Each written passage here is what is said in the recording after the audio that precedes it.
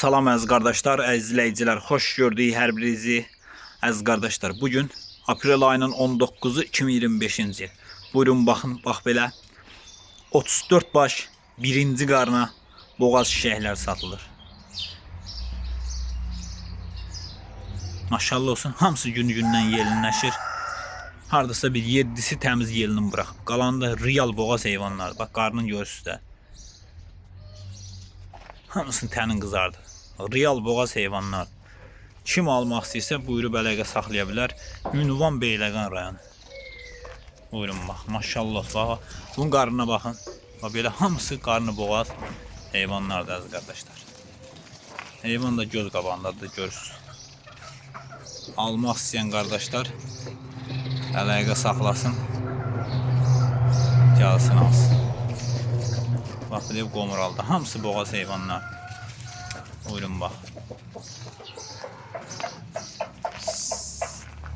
Yelinə baxın. Görürsüz. Hamısı belə real boğaz heyvanlar. Görürsüz baba, bana bak. Ay maşallah. Süper heyvanlı. Baba yelinlerine bakın. Bakın yelinlerine kardeş. Görürsüz. Böyle günü-gündən hamısı yelinləşmiş heyvanlar. Görürsüz yelini bak. Süper heyvan, süper. Barlı heyvandır, şirin heyvandır. Yani həqiqətən deyirəm, süper heyvandır. Kim alacaqsa Allah dönə-dönə xeyrin versin. Yani heyvana söz yok.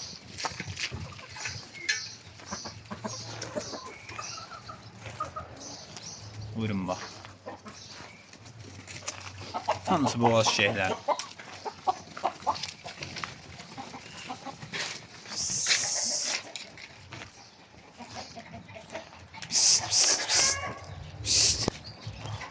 Yeline bak.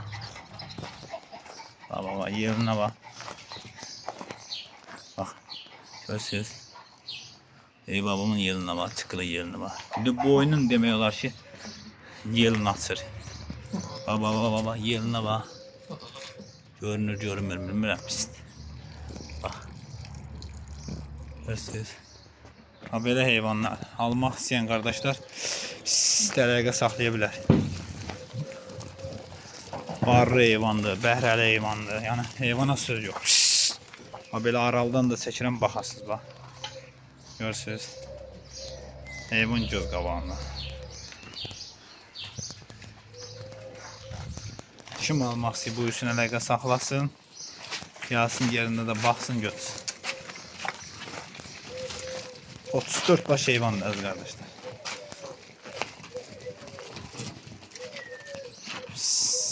Biri də balalıdır. Bak bu heyvanlardan biri də doğub, o tərəfdədir balalı. Ay maşallah, süper heyvandır.